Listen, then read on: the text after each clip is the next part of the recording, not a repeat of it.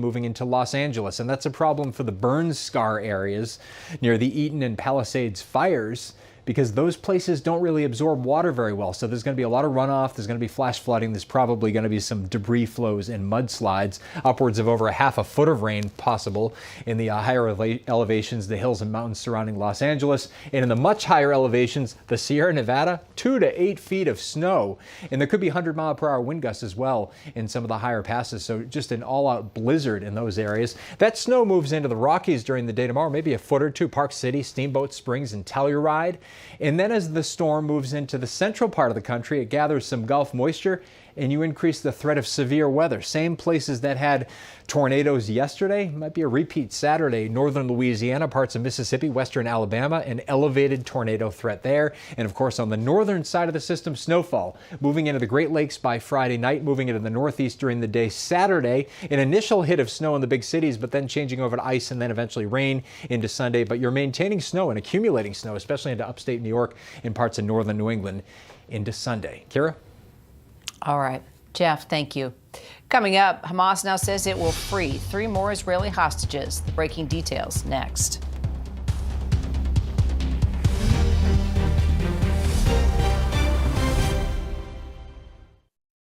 The news never stops. From Tampa, we are here tonight as Hurricane Milton has just made landfall. The surge just keeps coming up. Right on the border between Ukraine and Russia. We're in an artillery position about 2 miles away from Gaza. And ABC News Live is right there everywhere. We're not far from where this rally took place, so just stick with us here. Traveling with the president to the U.S.-Mexico border. Here in London today. Off the coast of Gaza. Downtown Tel Aviv, rockets or missiles coming in. From the most devastating disaster in Hawaii. Some areas are still smoldering. Wherever the story. From the front lines, in the ruins of Rafah. From the FBI. Reporting from Capitol Hill. In western Portugal. Outside of Mexico City. In Iceland. Let's go.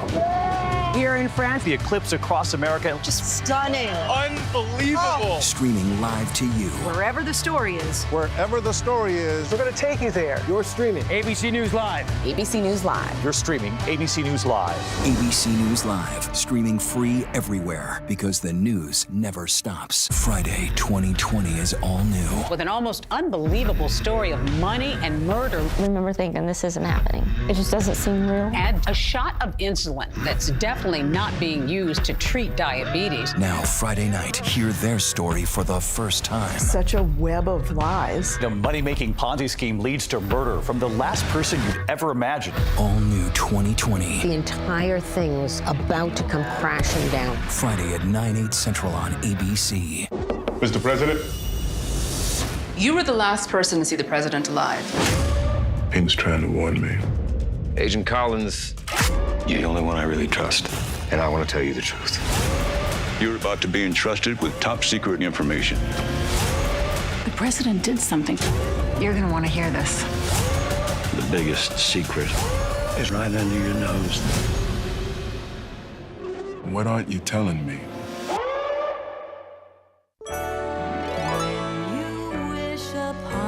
Star makes no difference who you are. Anything your heart desires will come to you. Jalen Hurts, you and the Philadelphia Eagles just won the Super Bowl. What are you going to do next? I'm going to Disney World.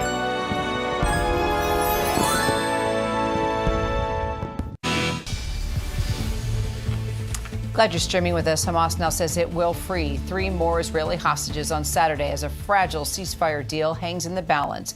Israeli officials not saying anything publicly since Hamas backed off its threat to delay the exchange.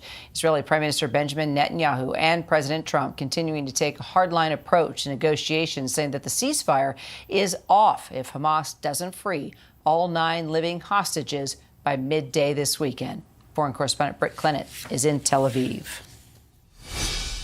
Hi, Kara. Well, some positive signs that the ceasefire will now hold, with Hamas saying it is committed to implementing the Gaza ceasefire deal with Israel and will continue releasing hostages as scheduled. Now, following those talks in Cairo, Hamas said mediators from Egypt and Qatar had confirmed that they would remove obstacles. Now, Hamas put out a statement saying they had been focusing on the need for all terms of the deal to be fulfilled, particularly regarding deliveries of caravans.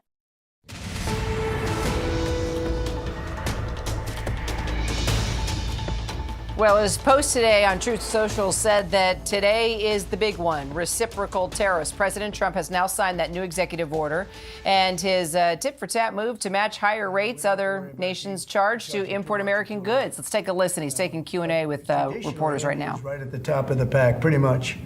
There are a couple of smaller countries that are actually more, but India's a they charge tremendous tariffs. I remember when Harley-Davidson couldn't sell their motorbikes into India because of the fact that India, the tax was so high, the tariff was so high. And Harley was forced to build, I guess they built, I don't know, that was a while ago, but I think they built a factory in India in order to avoid paying the tariffs. And that's what people can do with us. They can build a factory here, a plant or whatever it may be here, and that includes the medical, that includes cars, that includes chips and semiconductors. That includes everything. If you build here, you have no tariffs whatsoever. And I think that's what's going to happen. I think our country is going to be flooded with jobs.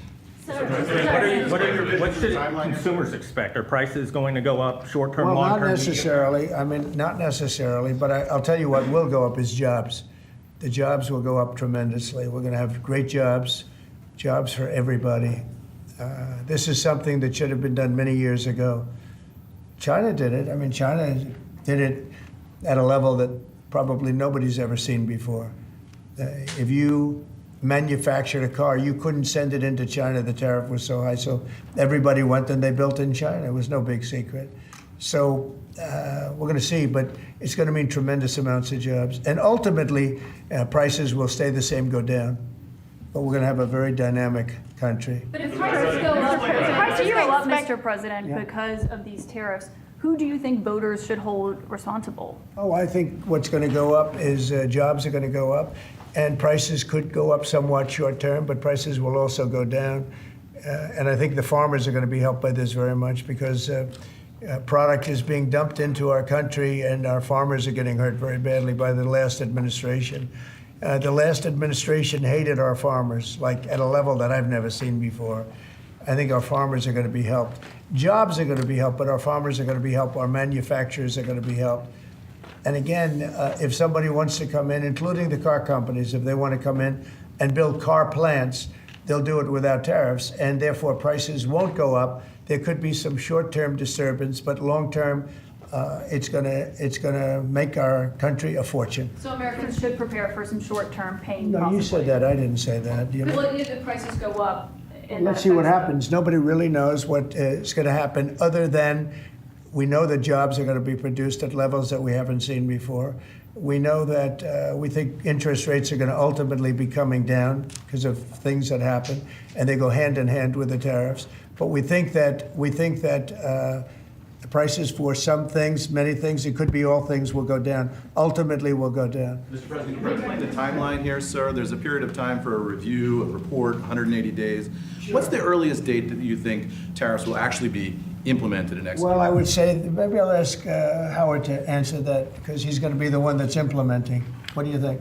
Our studies should be all complete by April 1st. So we'll hand the president the opportunity to start on April 2nd if he wants. So I think we'll be ready to go on April 1st, and we'll hand it to the president, and he'll make his decisions. But remember, if they drop their tariffs, prices for Americans are coming down. Our production's going up, and our costs are going down. Remember, it's a two-way street. That's why it's called reciprocal. Have you spoken to any American CEOs directly about this? Are they calling you and asking for I've spoken to many, example? and many love it.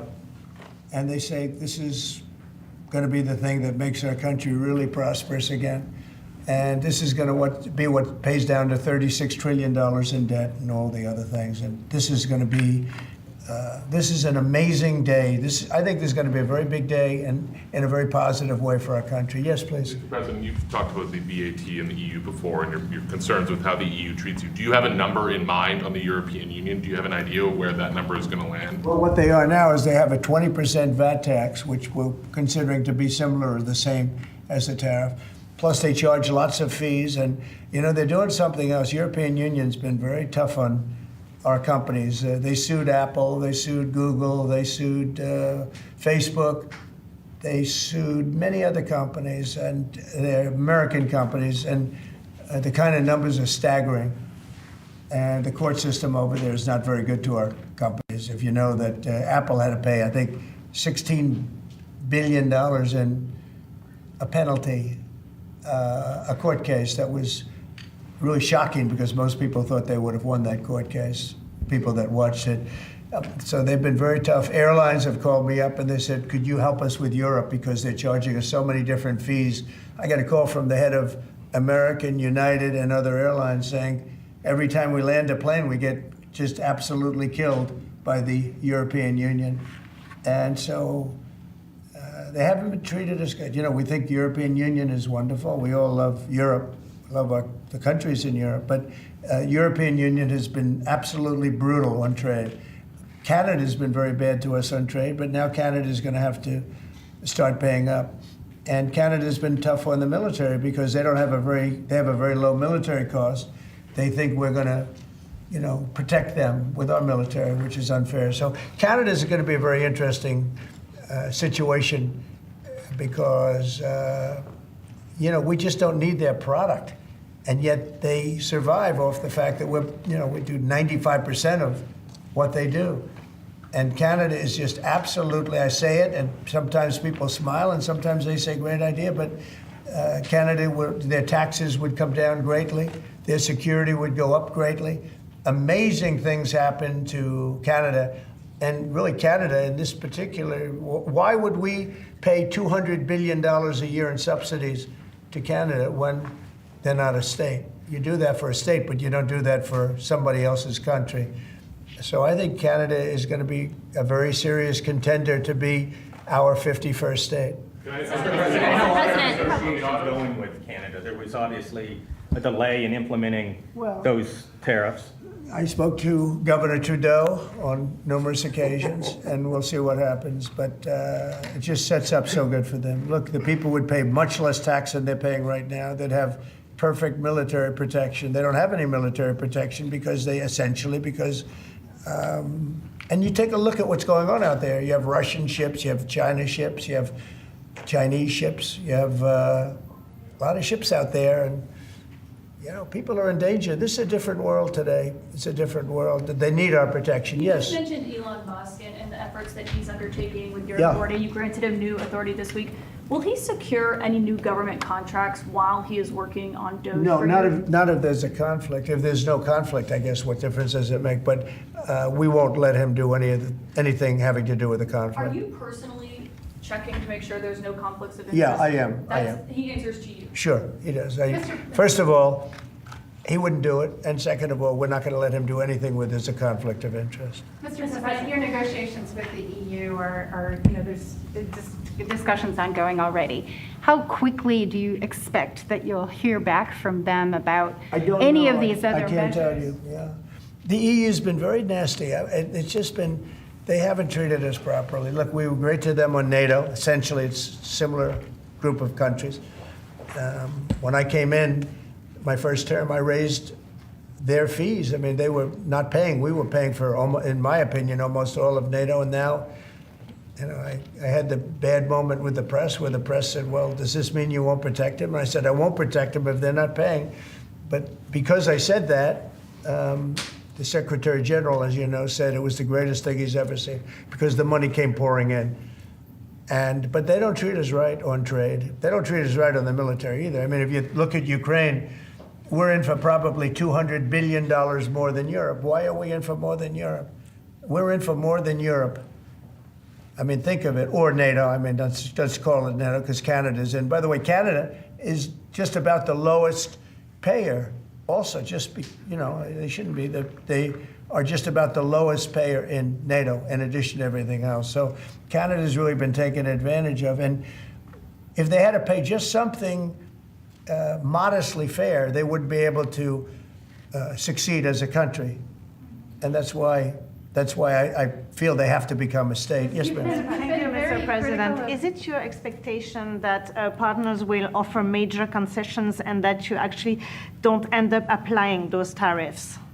No, I think that a lot of them will stay the same, and whatever they pay, I'll pay. I mean, we'll have we'll have a lot of them stay the same. I think some, look, I heard they, as an example, EU lowered their tax on cars down to the exact same amount that they were much higher. They were approximately 5 times higher. And they lowered them down to the exact tax that we're charging.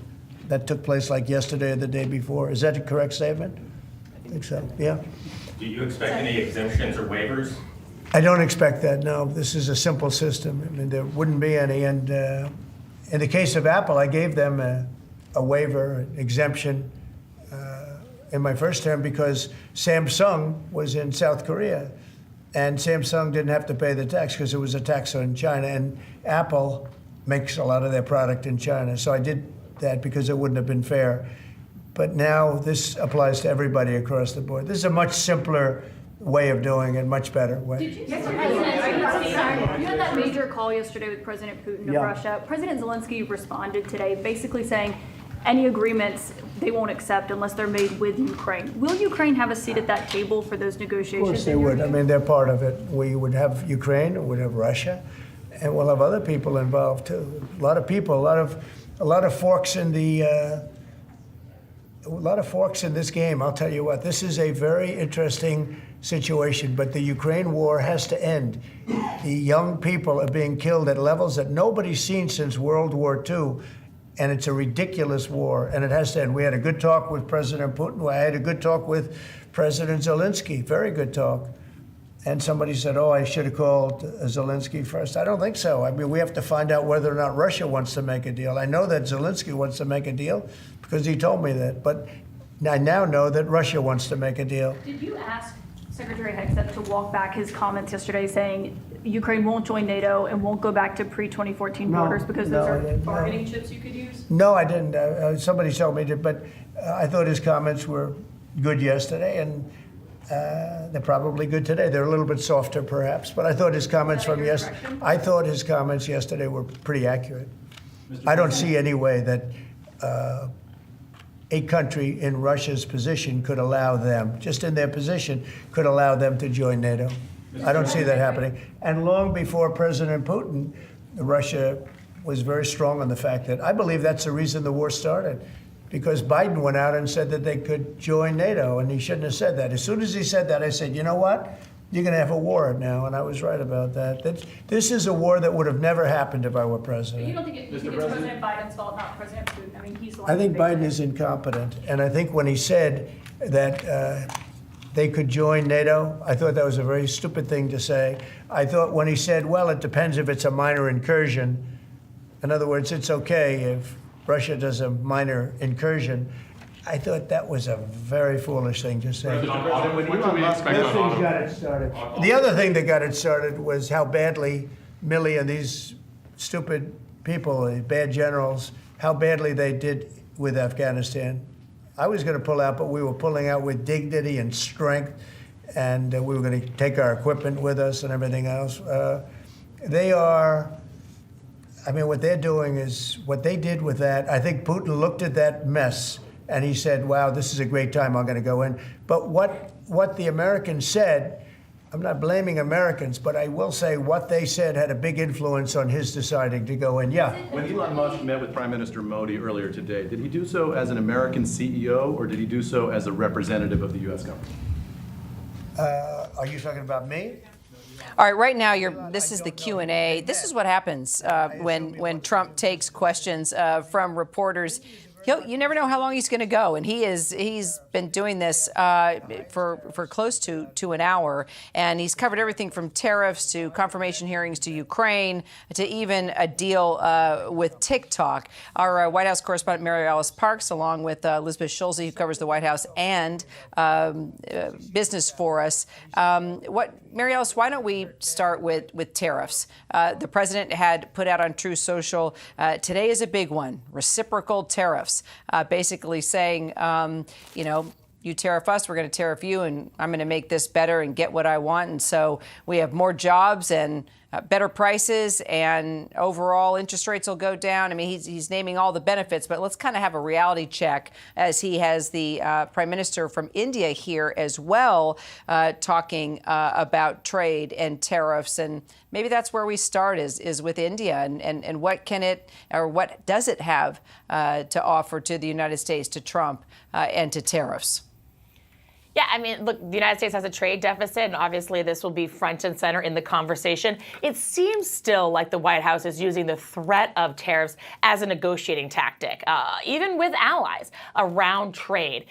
Especially because we don't have an actual date for when some of these tariffs would go into place. Even this order, this proclamation, we're not exactly sure the language of what he signed today. It seems more like it is directing the agency heads to look into this, to study it, to see which kinds of reciprocal tariffs they might put in place. We had a background call with the White House and reporters ahead of this event today. And look, the administration officials talked about how it might be weeks or months still before some of these reciprocal tariffs actually go into effect. They want them to be customizable, to be focused on what exactly another country charges for their importers to bring U.S. goods into the country. They want to be customizable based on how they think it could help or hurt American businesses, and to be rolled out on a rolling basis. So not one deadline, it seems like, for one kind of blanket reciprocal tariff to go in place across the board, across the globe. It'd be really interesting, of course, and I'm sure Elizabeth can talk about this more. It'd be so interesting to see what the effect on prices will be if these reciprocal tariffs do, in fact, go into place, start going into place. You know, it's clear that Trump wants to support American manufacturing, support Buy America, sort of buying products made here, American jobs. But that doesn't mean that'll be done without a cost, without a potential impact on prices. Americans are used to buying cheaper goods coming in from overseas, Kira. So, Elizabeth, let's follow up on that, because I took a list of everything the president was listing when he was talking about the benefit of tariffs. He says it's going to help our farmers, it's going to create more jobs, it's going to help build our manufacturers, bring more businesses here, things made in our country, it's going to make our country a fortune. He said interest rates will come down, prices will go down. It all sounds terrific, but give us a reality check. It all sounds terrific. It does take some time for any of that to happen, and it might not happen at all, Kira. I mean, the idea here is to boost U.S. production, boost U.S. manufacturing by making it more affordable compared to other alternatives going from outside of the U.S. for companies here in the U.S. That is something that takes time. Generally, if you are thinking about companies onshoring and adding jobs, that's something we're talking about years instead of months. When you're thinking about the price impact, that can be faster. We can see tariffs quickly ripple into the prices that consumers pay within a matter of months. But I do think it's worth noting exactly what Mary Alice was talking about. This today is really directing the government to take a look at what reciprocal tariffs would be like, what they could be, how, what this could look like in practice. And we did hear the Commerce Secretary, Howard Lutnick, say that he thinks those studies will be complete by April 1st. So this at least does sort of push out the deadline for companies that are looking at uncertainty right now. And actually, the stock market is up after President Trump has been talking. A little bit of relief in that there isn't this immediate impact for companies when we're thinking about these kind of across-the-board tariffs and what countries might be affected. Maybe it would be a little bit more targeted as they undergo these studies in the next couple of weeks and months, Kira. All right, let's dip back into the Oval there and see what the conversation is all about right now. Ladies, thank you. I think maybe more than anybody else, the steel companies and aluminum companies, they're in love with what's happened. And this will eventually be the car companies and chip companies. We have to have chips made in this country. Right now, everything's made in Taiwan practically, almost all of it, a little bit in South Korea. But everything, almost all of it, is made in Taiwan. And we want it to be made. We want those companies to come to our country, in all due respect. They took the business away. Taiwan took our chip business away. We had Intel, we had these great companies that did so well, and it was taken from us, and we want that business back. We want it back in the United States. And if they don't bring it back, we're not going to be very happy. And you mentioned pharmaceuticals as well in China. That's national security to bring that back. Yeah, China and other places. We want to get the pharmaceutical and drug business back into the United States, where it should be, right? Sir, on tariffs, are you concerned that the countries that would be most affected, like India, would just shift their trading to China? No, I'm not concerned about anything, really. I mean, I'm just doing what's fair. This is a very fair thing. This should have been done a long time ago. I would have done it, but then COVID hit. I was getting ready to do this years ago, and first term we had the most successful economy in history, and then COVID hit, and this was going to be the thing that I was most waiting to do, but it was awfully hard to do this with Italy and France and Spain, and all those people were dying, and then we put tariffs on. See, I have a big heart. Sir, on Ukraine, when Putin says that he really wants peace, do you believe him? Yeah, I do. I believe he wants peace. I believe that President Putin, when I spoke to him yesterday, I mean, I know him very well. Yeah, I think he wants peace. I think he would tell me if he didn't. I'd like to see peace. Do you trust President Putin? I believe that, I believe that he would like to see something happen. I trust him on this subject. I think he'd like to see something happen. I think it could have happened a long time ago. I think Biden, number one, it shouldn't have started, but it did. And now all those cities are knocked down, like demolition sites. All those beautiful golden towers are knocked down. There's nothing going to replace them. But much more importantly, you lost millions of people. A lot of soldiers, but you lost millions of people. When they knocked down those cities, and they're all laying down on the side, they're laying down just in ashes and all crumbled up concrete. They literally look like a world-class demolition site. And many of them, almost all of them, but many of them, and this should have been done by Biden years ago. This should have never been allowed to happen. I know he's a friend of yours. But couldn't Putin just withdraw his? He's a friend of CNN. That's why nobody watches CNN anymore, because they have no credibility. Okay, who else? Yes, please. Sir, if you can find a buyer in the United States for TikTok, do you think Xi Jinping will authorize the sale of it, or will he? I'm going to make it worthwhile for China to do it. I think so. I mean, I got to know TikTok because during the election, I ended up with 36% higher than my opponent with youth. Okay, that never happened before. That's always been a Democrat thing, youth. It became a Trump thing. And I think TikTok, I think Joe Rogan was a part of it. Some of the great people that I did interviews with were a part of it. But I think that TikTok was I think it was a big part. Look, as you know, we were up by 36% with youth. The Republican was never up with youth. And I focused on TikTok, and I found it to be amazing, actually, and very fair. And I think the image of TikTok is different than it was before the election. I think people saw it, and they view it as a positive, not a negative. I think it'll be to China's advantage to have the deal be made, yeah. How much money do you think you'll raise from tariffs on an annual basis? That's the most interesting question. I think it'll be a staggering amount. It will be the external, I call it the External Revenue Service. That was a name that was devised by a few of us, but I think it's going to be a staggering amount. We've heard it's the number $1 trillion floated in meetings with senators. Is that a number you've thought of? I don't know, but already the Senate's saying, well, wait a minute, they're looking at some of the numbers and they're saying, whoa, look, we want to, I say America first, I say make America great again. That's what we're doing. I think it's the most important thing I've signed. I've signed some very important things. Right to try was so important. I mean, a lot of important things. Space Force, the biggest tax cuts in history. This could be one of the most important things that we've ever signed. Do you expect the Russians and President Putin to attend the summit in Saudi Arabia? Eventually, yeah. Not quite yet. It's a little early. They're having a meeting in Munich tomorrow. Russia is going to be there with our people. Ukraine is also invited, by the way.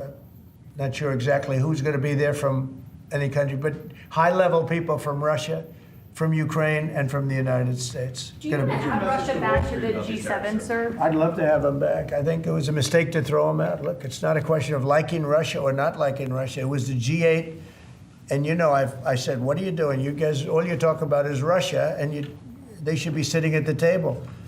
I think Putin would love to be back. Obama and a couple of other people made a mistake and they got Russia out. It's very possible that if that was the G8, you wouldn't have had the problem with Ukraine.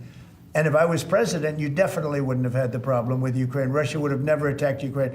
But you ask a very good question, the G8. It used to be the G8 and then these people threw them out. And I was arguing with Trudeau and with numerous of the people. Actually, Prime Minister Abe, a great man from Japan, agreed with me 100%, and some of the others did too. But I got there, it was the G7, as you know. They had already been terminated.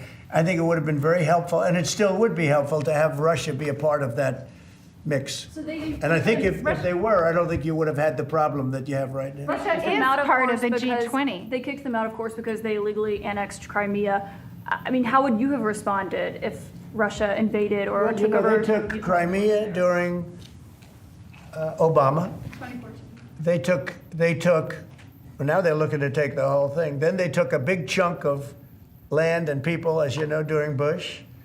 And now they're trying to take the whole thing during Biden. You know, the only one that didn't give them anything is Trump. They never took anything with Trump, nothing, not 2 inches of property of land. But Crimea was Obama. And then Bush gave them a lot, you remember. And then, in fact, it's a sort of a standard little phrase, and Biden's giving them everything because this is a war that shouldn't have been had. And the only one that didn't give them anything is Trump. It's just the way it is. What's the message from Wall Street about these tariffs? So there's been some nervousness on Wall Street about the impact. So. I mean, there hasn't been very much, and I think it's going to make the United States stronger, and in many ways it could make other countries stronger too. You know, other countries want to have a strong United States. They want to have a strong America, and I think it's going to make us very, very strong, much stronger. And we have a lot of work we're doing on the military. Our military already, I've authorized some contracts to be built that are very substantial. We're building the greatest equipment in the world. We have the greatest military equipment in the world. We're building it. At some point, when things settle down, I'm going to meet with China, and I'm going to meet with Russia, in particular, those two. And I'm going to say, there's no reason for us to be spending almost $1 trillion on military. There's no reason for you to be spending $400 billion. China's going to be at 400 billion. We're at $1 trillion. We're going to be at close to $1 trillion. And I'm going to say, we can settle this on, we can spend this on other things. We don't have to spend this on military and I'm going to be meeting with China. You know, we were trying to de-escalate nuclear, and I was in a position where Russia had agreed and China had agreed we were going to start, and then we had a rigged election, so that never took place. But this one was too big to rig. We won by so much that it was too big to rig. You want to do the China meeting in the United States, or would you travel to China for that? For what? The China meeting. I tell people all the time, you know, the question is who's going to have the first meeting, where are you going to, I say this to Putin, to President Xi, I say to everybody, never bothered me, you know, I'm willing to say I'll go first. It doesn't matter. It's the end result that counts. So it doesn't make any difference. When do you want to have a conversation about global defense spending, you, China, Well, Russia? I'd like to have that. As soon as things settle down, I'm going to have that conference, primarily with China and Russia, because those are the two that really are out there. And we're going to have them spend a lot less money, and we're going to spend a lot less money. And I know they're going to do it. They agreed to it. We were talking about denuclearizing, and President Putin and I agreed that we were going to do it in a very big way. There's no reason for us to be building brand new nuclear weapons. We already have so many you could destroy the world 50 times over, 100 times over. And here we are building new nuclear weapons, and they're building nuclear weapons, and China's building new nuclear weapons, and China's trying to catch up because, you know, they're very substantially behind, but within 5 or 6 years, they'll be even. And we're all spending a lot of money that we could be spending on other things that are actually, hopefully, much more productive. Hopefully, there'll never be a time when we need those weapons. If there's ever a time when we need nuclear weapons, like the kind of weapons that we're building and that Russia has and that China has to a lesser extent, but will have, that's going to be a very sad day. That's going to be probably oblivion. Do you see that as separate conversations, or do you see one giant summit with you, Xi Jinping, and Vladimir Putin? Yeah, I could see that. Let things calm down a little bit. You know, when I left, we had no Middle East problem. We had no Russia going into Ukraine. They never would have done it. Putin never would have done it. And I came back, and we got like the whole world is blowing up. So when we straighten it all out, then I want to have one of the first meetings I want to have is with President Xi of China, President Putin of Russia, And I want to say, let's cut our military budget in half. And we can do that. And I think we'll be able to do it. If Elon Musk identifies wasteful spending in the Defense Department, defense contractors and the like, are you willing to go after that spending as well? We have to go waste, fraud, and abuse. Yeah, and we're doing that. Could we, I'm just wondering about your conversations on defense spending. Would you want to do that as a trilateral, or would you use the existing body that also already includes China and Russia, the G20? No, it's the people. It's President Putin, President Xi. I don't need bodies. I don't need anything. It's people. It's all about people. It's about relationship and people. And, I've had a good relationship with President Putin. I've had a good relationship with President Xi. It's about people. And I think when things straighten out, which I hope will be in the not too distant future, the meeting I want to have first is a meeting with China and a meeting with Russia on slowing down, stopping, and reducing nuclear weapons in particular, and also on not having to spend the kind of money we're all spending on weapons, military weapons generally. I think my question is, would you have those meetings separately with each of those leaders, or would you try to bring them all together? Both. You start off separately, and that's what was happening. I was dealing with President Putin. We had really an understanding where we were going to denuclearize. What a beautiful term that is, right? Denuclearize. What a great thing if we could do that. And we were going to, he really liked the idea, and so did I. And we had then called China, and China was very open to it. And then COVID hit. And then we had a rigged election. But now there was no rigged election. Now we have an election that was too big to rig. That's what my whole theme was, too big to rig. And they tried, but they didn't pull it off. Sir, as part of the reciprocal tariffs, would you also direct agencies to study the impact they would have on prices in the U.S.? No, there's nothing to study. There's nothing to study. It's going to go well. The United States is going to become a very, very strong economically country. Yeah. Mr. President, in the past you have spoken against BRICS. India is part of BRICS. Do you want to dismantle BRICS, or you want to US want to be part of it? I don't care, but BRICS was put there for a bad purpose, and most of those people they don't even want to talk about it now. They're afraid to talk about it because I told them if they want to play games with the dollar, then they're going to be hit with a 100% tariff the day they mention that they want to do it. And they will come back and say, we beg you not to do this. BRICS is dead since I mentioned that. BRICS died the minute I mentioned that.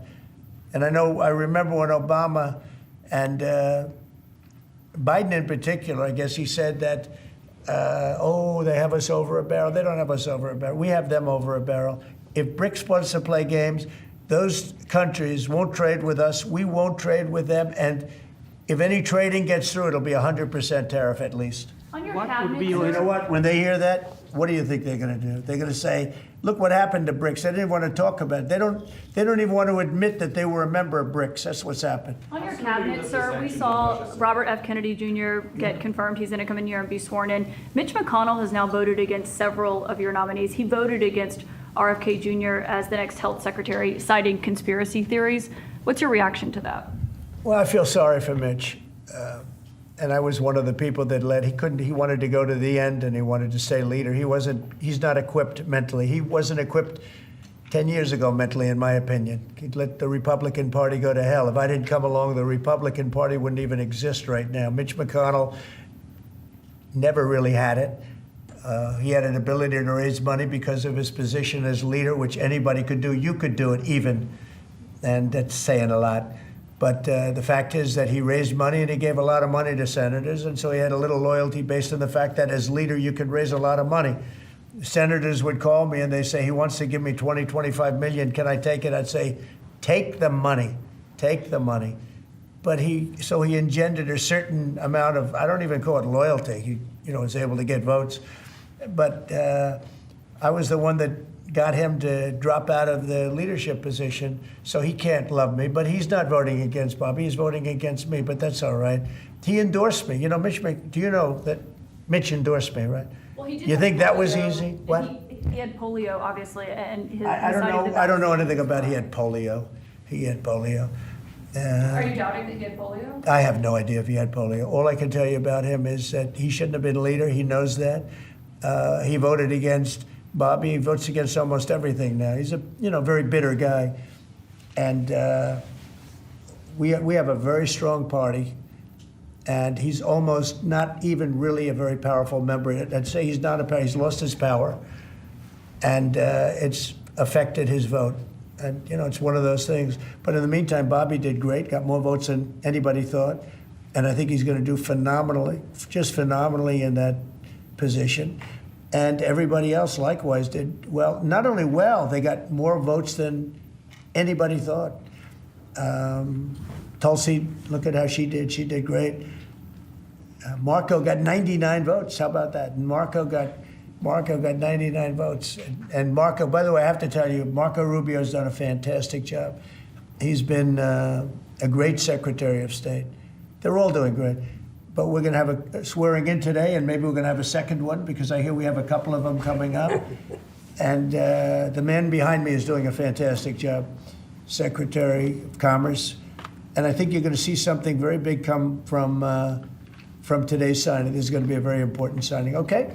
U.S. Steel, sir, can I ask very quickly? You said you'd meet with the head of that company and the Japanese company. U.S. Steel is going to be here, and a lot of the steel companies are coming. I think steel companies, they love what's happening to them. We saved it. If I didn't do the tariffs from my first term, you wouldn't have one steel company here.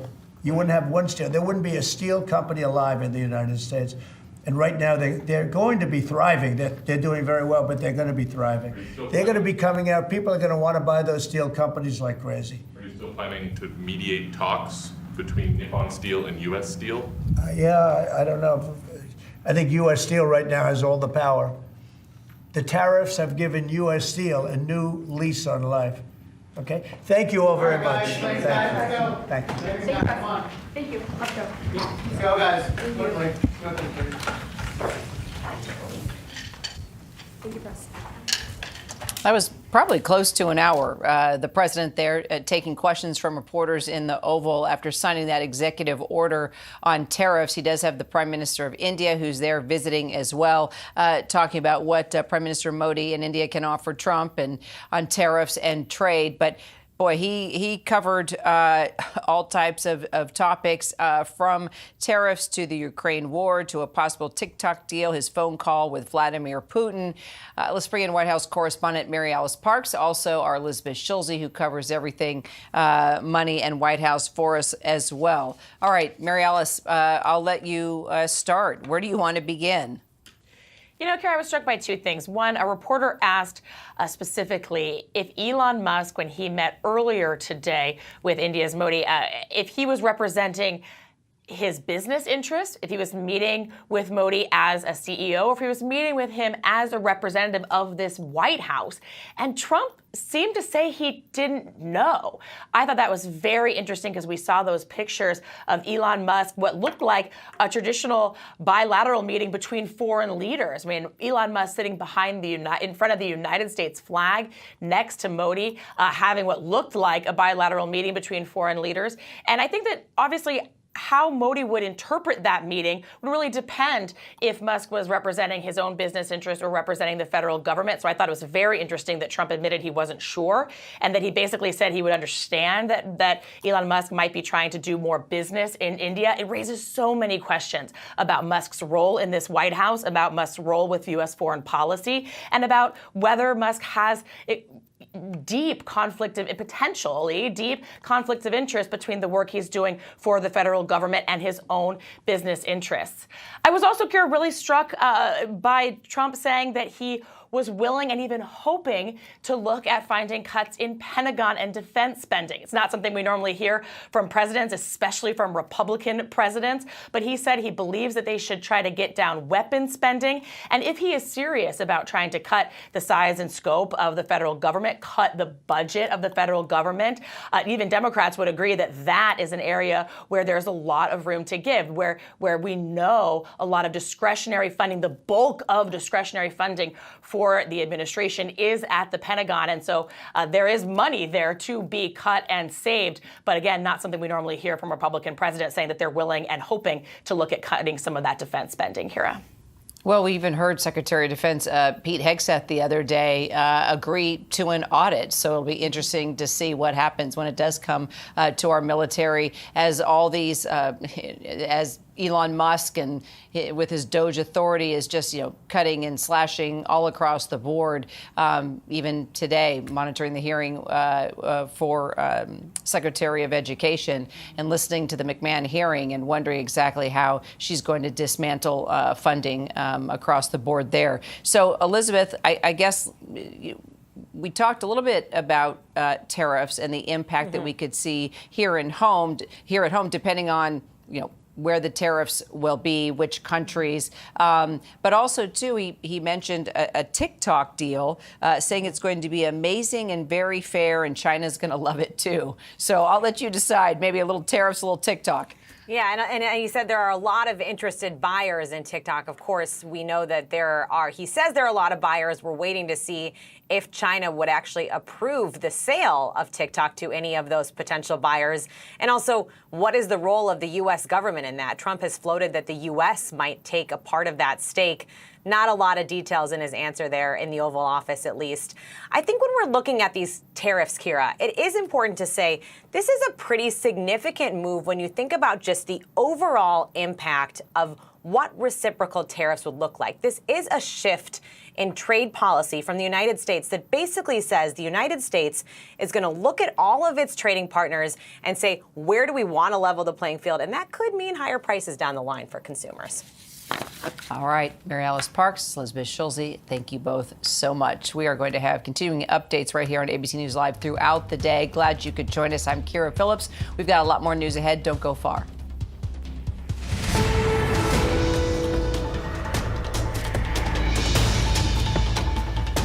Whenever, wherever news breaks, it's so important to always remember that lives are changed. Here in London, in Buffalo, Uvalde, Texas, Edinburgh, Scotland. from Poland once again tonight. Thank you so much for streaming with us. Ukrainian refugees here in Warsaw. Do you think you'll ever be able to go back home? We're heading to a small community outside of Mexico City. Splintered houses and splintered lives. The magnitude of the devastation. You're streaming ABC News Live. Reporting from Rolling Fork, Mississippi, Santa Fe, New Mexico, Raleigh, North Carolina, the U.S. Capitol, Mayfield, Kentucky, Minneapolis, Mexico, Tongass National Forest, Alaska. Getting you behind the stories as they happen, giving you a front row seat to our world as it plays out in real time, live. ABC News Live Prime.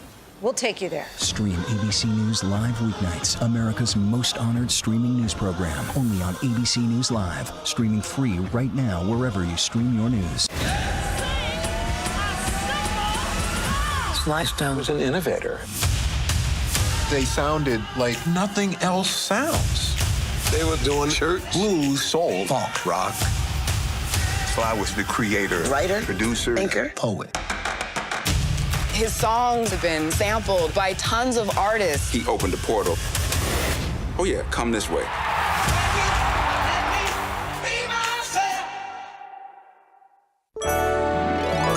You wish upon a star, makes no difference who you are. Anything your heart desires will come to you. Jalen Hurts, you and the Philadelphia Eagles just won the Super Bowl. What are you going to do next? I'm going to Disney World.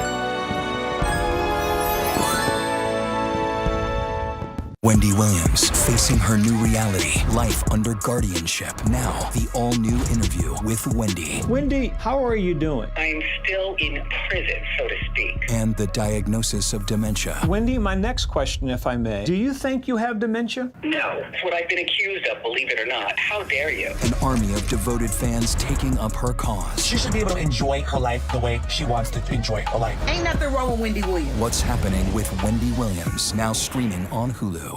What does it take to be the most watched newscast in America? We are part of an operation. Is this our combat operations center? We're approaching the gate. Militants came in from... Hi, appreciate you. Thank you. Ismail? David. ABC's World News Tonight with David Muir is America's most watched newscast. When I became president, I asked about the secrets, aliens, Bigfoot, who killed JFK. You're going to want to hear this.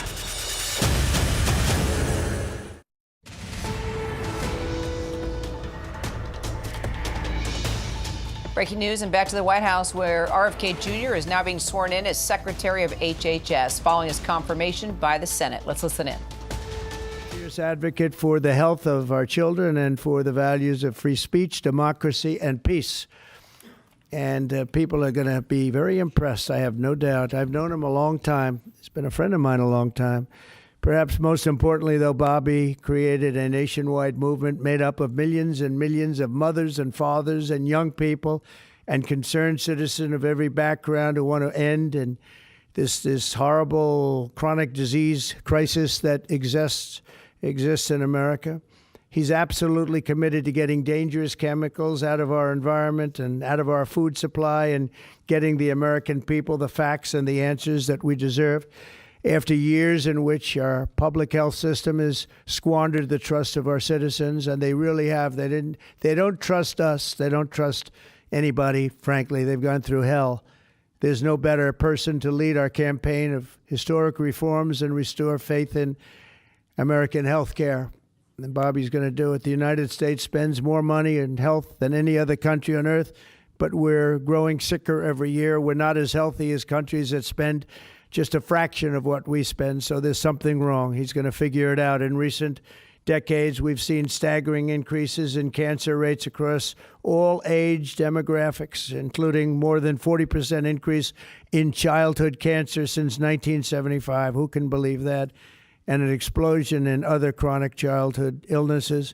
Not long ago, 1 in 10,000 people, children, had autism. Now it's 1 in 36. Think of that. 1 in 10,000.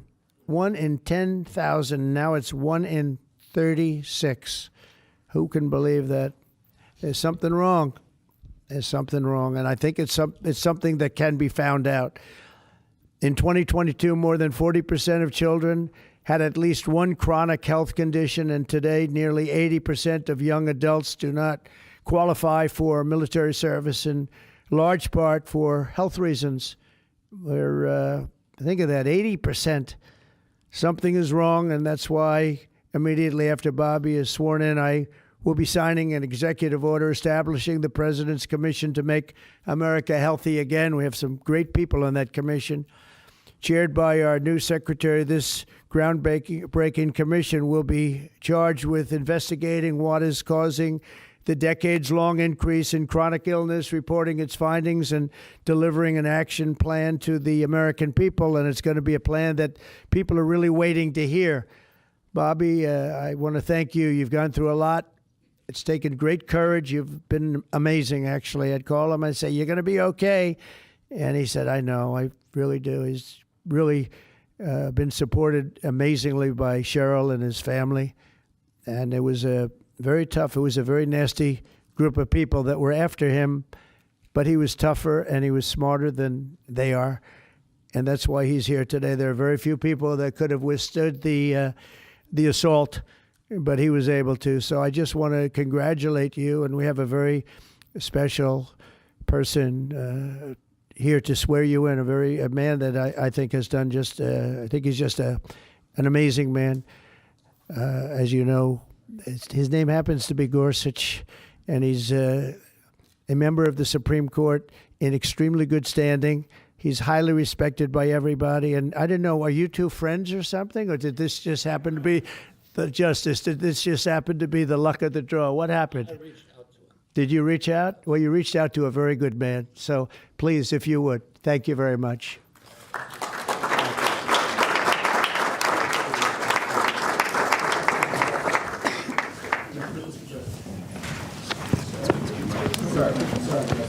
Oh, this has to be done first. I'll do this first.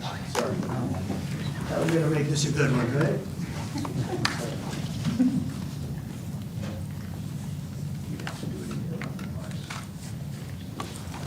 Okay, it's good so far. Good. It's a 10.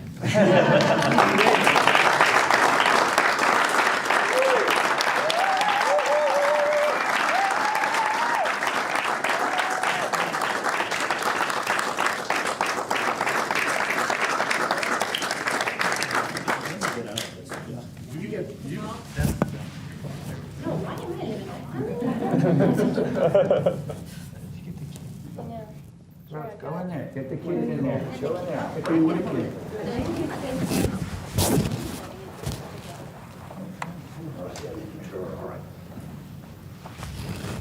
Over here, please.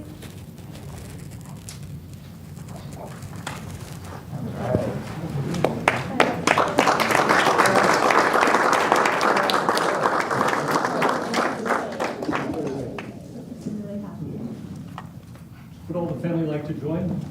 Yeah, sure. All right. Please place your left hand on the Bible and raise your right. I, Robert F. Kennedy Jr. I, Robert F. Kennedy Jr. Do solemnly swear. Do solemnly swear that I will support and defend. that I will support and defend the Constitution of the United States. the Constitution of the United States Against all enemies, against all enemies, foreign and domestic. foreign and domestic. That I will bear true faith and allegiance to the same. That I will bear true faith and allegiance to the same. That I take this obligation freely. That I take this obligation freely. Without any mental reservation. Without any mental reservation. Or purpose of evasion. Or purpose of evasion. And that I will well and faithfully discharge. And that I will well and faithfully discharge. The duties of the office. The duties of the office. On which I am about to enter. On which I'm about to enter. So help me God. So help me God. Congratulations, Mr. Secretary.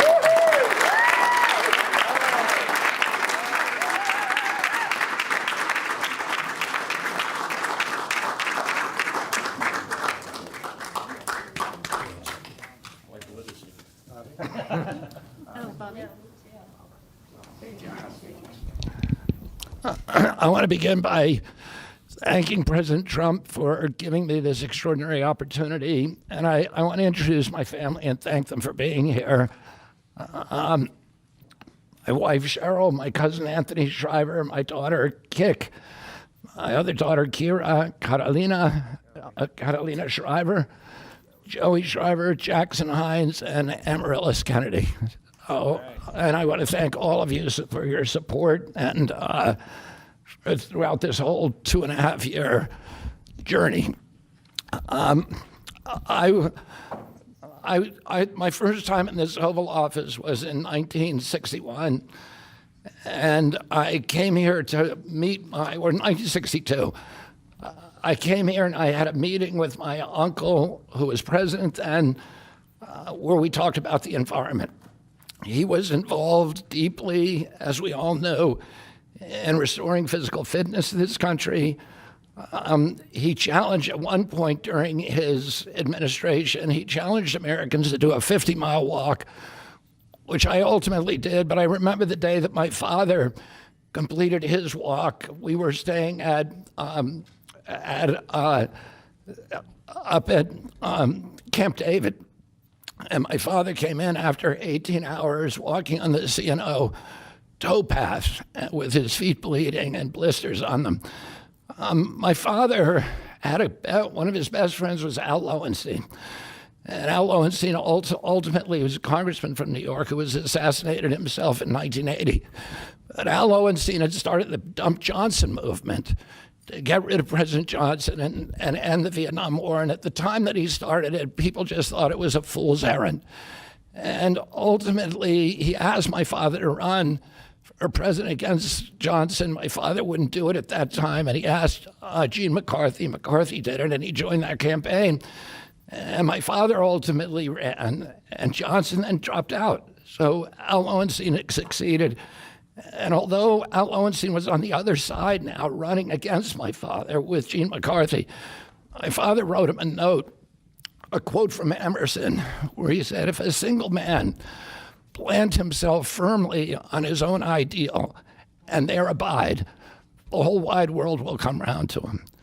For 20 years, I've gotten up every morning on my knees and prayed that God would put me in a position where I can end the childhood chronic disease epidemic in this country. On August 23rd of last year, God sent me President Trump. And he gave me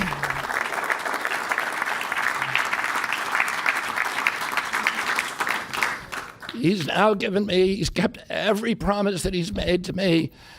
He's kept his word in every account and gone way beyond it. I'm so grateful to you, Mr. President. A lot of people told me that I couldn't trust President Trump, that I better get it in writing. And we did a handshake, and everything that he told me he was going to do, he has done.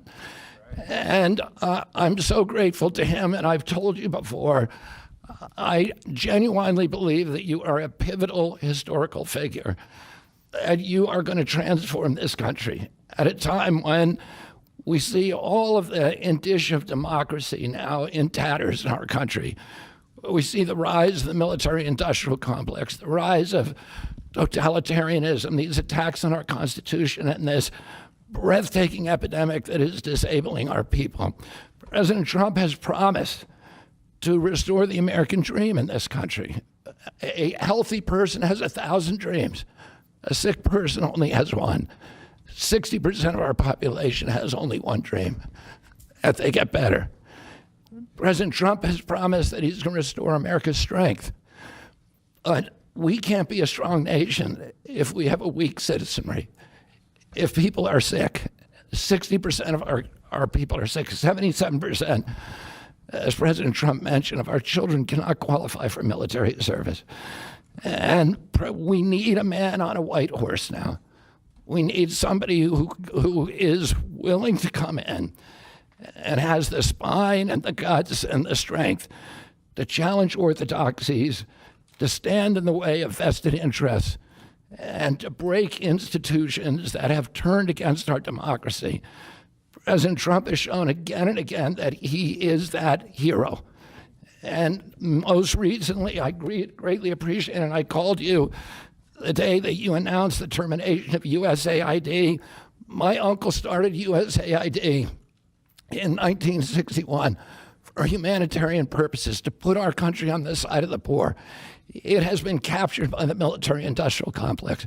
It has become a sinister propagator of totalitarianism and war across the globe. And very few people understand how sinister this agency really is. And President Trump saw that, and he stood up to it with a masterstroke. And we want to do the same thing with the institutions that are stealing the health of our children. We need a revolutionary figure, and you are that figure, and I'm very grateful for you for giving me this opportunity. I want to recognize some of the allies that I've had in this battle for a long time: Senator Rand Paul, Senator Ron Johnson, Senator Roger Marshall, Marjorie Taylor Greene, and Buddy Carter, who've all been champions of the MAHA agenda before I even came along. I'm very grateful for you for standing strong. Thank you very much, President Trump.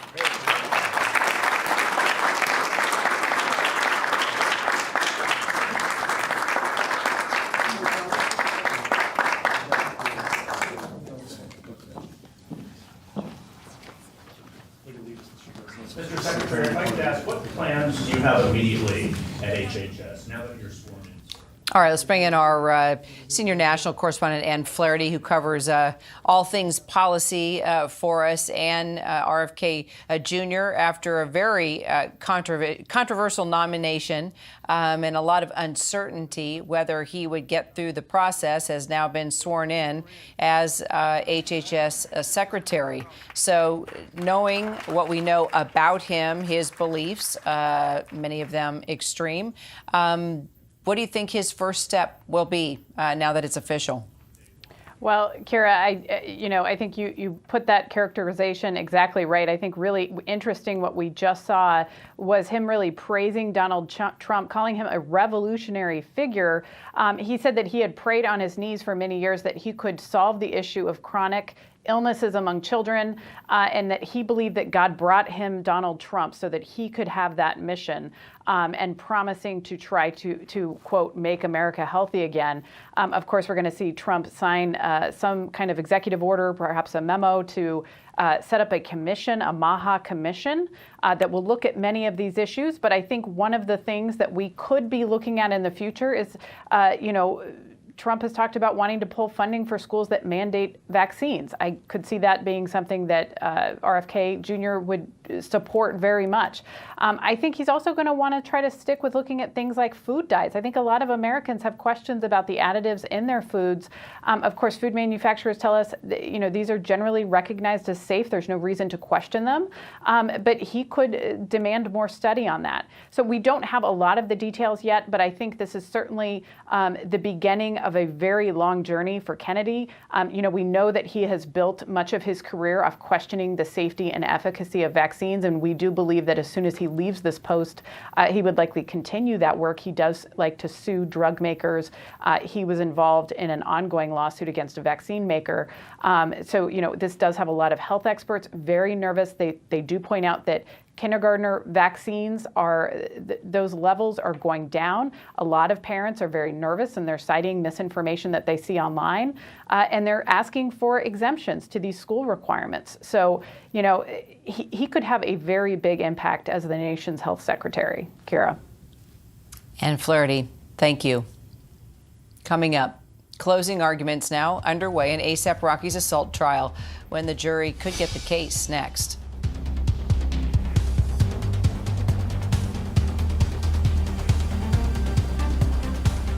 When Taxes was feeling so stuck. Now Taxes is a TurboTax expert, doing everything while you do your thing. Now this is Taxes. Intuit TurboTax. 4 nations facing off. We're still believing in miracles. For the red, white, and blue. The boys in the best of life. The news never stops. From Tampa, we are here tonight as Hurricane Milton has just made landfall. The surge just keeps coming up. Right on the border between Ukraine and Russia. We're in artillery position about 2 miles away from Gaza. And ABC News Live is right there everywhere. We're not far from where this rally took place, so just stick with us here. Traveling with the president to the U.S.-Mexico border. Here in London today. Off the coast of Gaza. Downtown Tel Aviv, rockets or missiles coming in. From the most devastating disaster in Hawaii. Some areas are still smoldering. Wherever the story. From the front lines, the ruins of Rafah. From the FBI. Reporting from Capitol Hill. In western Portugal. Outside of Mexico City. In Iceland. Let's go. Here in France. The eclipse across America. Just stunning. Unbelievable. Streaming live to you. Wherever the story is. Wherever the story is. We're going to take you there. You're streaming. ABC News Live. ABC News Live. You're streaming ABC News Live. ABC News Live. Streaming free everywhere because the news never stops. The Disney Resorts Collection is the most magical place to stay at the most magical place on Earth. And with extra time at any of the 4 theme parks, why would you stay anywhere else? Start saving today. In this family, there has to be drama. I would never do a roast again. You went and asked them to remove all the booing. This is insane.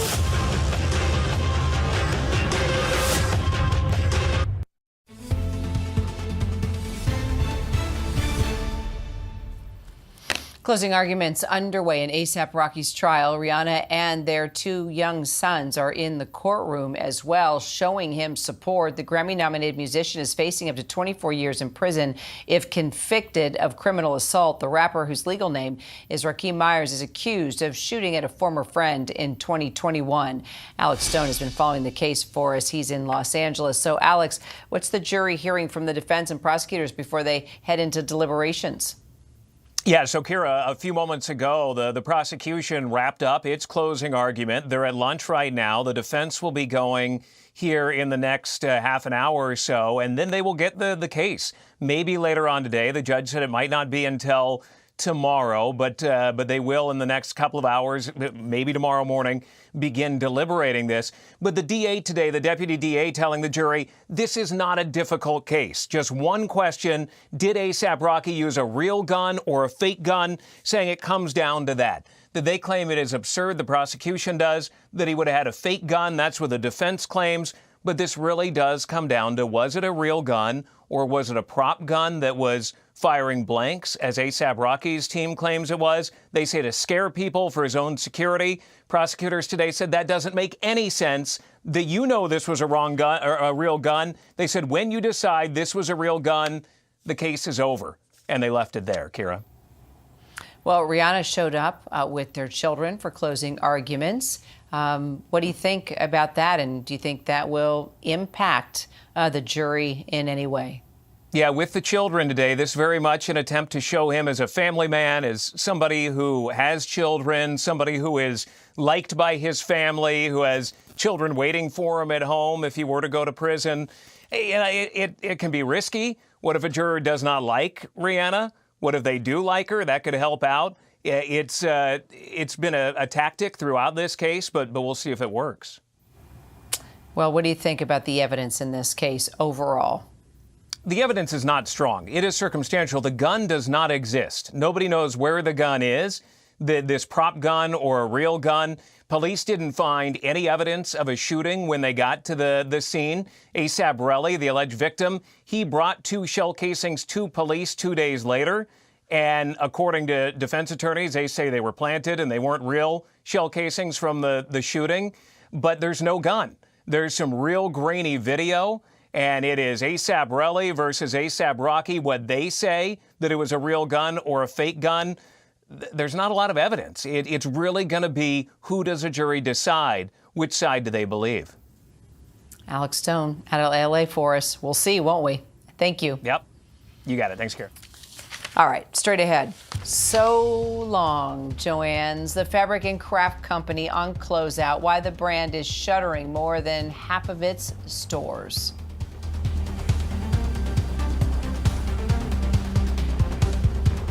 Once in a lifetime is never enough. Never enough. For all the joy, the love, the warmth, the brilliance. Diamonds, diamonds, diamonds. For all who love. Pandora, lab-grown diamonds. I can't get enough, no, of this beautiful. First, they're sour. And then they're sweet. Sour Patch Kids. Sour, sweet, gone. At Total Wireless, we got your back every day. Others, not so much. Just look at the facts. We run on America's most reliable 5G network. For as low as $25 a month. They don't. Fact that. We lock your price for 5 years. Not them. Fact that. And we'll give you a free Samsung A35 when you switch to any of our phone plans. So fact that, right? We've got you covered. Get the facts. Then switch to Total Wireless. Dupixent helps people with asthma breathe better in as little as 2 weeks. And when you can breathe better, what wouldn't be better? This is better. That's better. That too.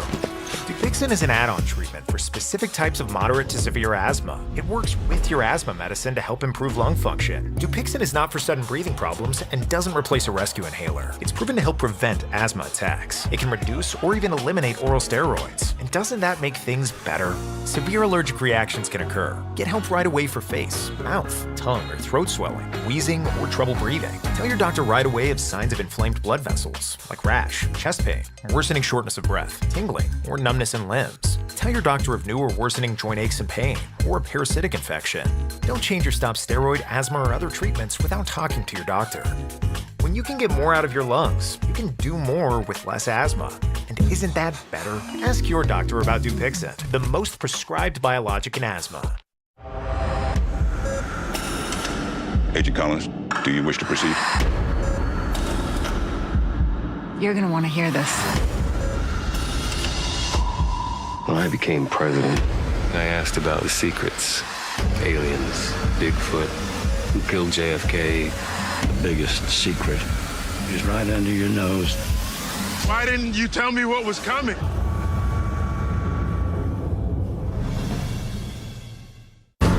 You're watching America's #1 streaming news, ABC News Live. Breaking news, exclusives, live reporting across the globe. Keep streaming with ABC News Live. I'm Lindsay Davis reporting from Chicago at the Democratic National Convention. Wherever the story is, we'll take you there. You're streaming ABC News Live.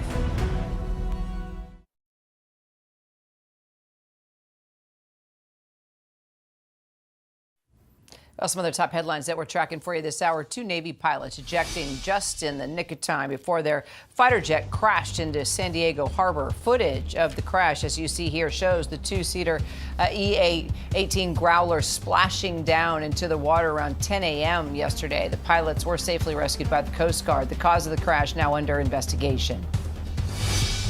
Say it isn't so. Fabric and craft chain Joann's says it's closing more than half of its U.S. stores, more than 500 locations in 49 states, locking its doors in the coming weeks after the company filed for bankruptcy for the second time in less than a year. Well, he rushed in to save his sister. His surprise visitor rushed the field Super Bowl Sunday, both coming out heroes. Eagles superstar A.J. Brown fulfilling a promise to visit that 10-year-old boy who was injured protecting his sister from flying debris after last month's plane crash in Philly. Well, the Philly wide receiver even bringing the Lombardi Trophy for Andre Howard to hold. Andre's parents say their son was most worried about missing the Super Bowl after an emergency surgery. News never stops. You can find us anywhere you stream live news. And if you're on the go, we're on the ABC News app and abcnews.com, too. I'm Kira Phillips. Thanks for streaming with us. A lot more news up next. This is the Tempur-Pedic Adapt mattress, and we designed it to help make aches and pains a thing of the past. Because our most advanced, infinitely adaptable Tempur material eases your pressure points, inch by inch and molecule by molecule, in a way that no other mattress can. All night, every night. During our President's Day sale, save up to $400 on select adjustable mattress sets. Shop now at TempurPedic.com. It starts in the silence, in the quiet of the mind. It builds slowly. Each step, however small, carries you forward. Progress isn't rushed, because when it clicks, that's when it starts to move. That's when progress becomes real. Progress starts here. You know how difficult my dad is. You know, I hear everything from in here. I'm broke and I need a place to stay until I find a job. Can we try to talk to each other like rational adults? You watch the news lately? That's not a thing anymore. You could go back to law school. That's always been your dream. Actually, that was your dream for me. You like to argue. You do love to argue. You might as well get paid for it.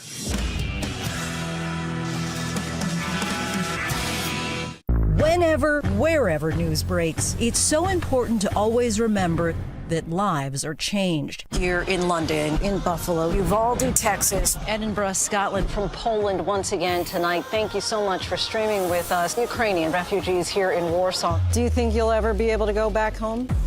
We're heading to a small community outside of Mexico City. Splintered houses and splintered lives. The magnitude of the devastation. You're streaming ABC News Live. Reporting from Rolling Fork, Mississippi, Santa Fe, New Mexico, Raleigh, North Carolina, the U.S. Capitol, Mayfield, Kentucky, Minneapolis, Mexico, Tongass National Forest, Alaska. Getting you behind the stories as they happen, giving you a front row seat to our world as it plays out in real time, live. ABC News Live Prime. We'll take you there. Stream ABC News Live weeknights, America's most honored streaming news program, only on ABC News Live. Streaming free right now wherever you stream your news. It's lunchtime in America, so what are we serving up? Well, how about everything you need to know? Give it to me. Your health, your money, breaking news, pop culture, with the biggest stars, music, trends, and of course, good food. It's all coming up on GMA3. You're going to love it. We'll see you then. GMA3, what you need to know. A third hour of GMA in the afternoon. So join us, afternoons. For everything you need to know. I love that. Me too. Our top headlines on ABC News Live. President Trump is set to welcome India's prime minister at the White House at this hour, the high-stakes meeting, as Trump orders new tariffs on foreign trade. Also, a driver plows into a crowd in Germany, injuring at least 30 people. What we're learning about the suspect while investigators search for a motive. Also, a ride-along in El Paso. We're on the front lines at the southern border for an inside look at Trump's crackdown on immigration. ABC News Live reports starts right now.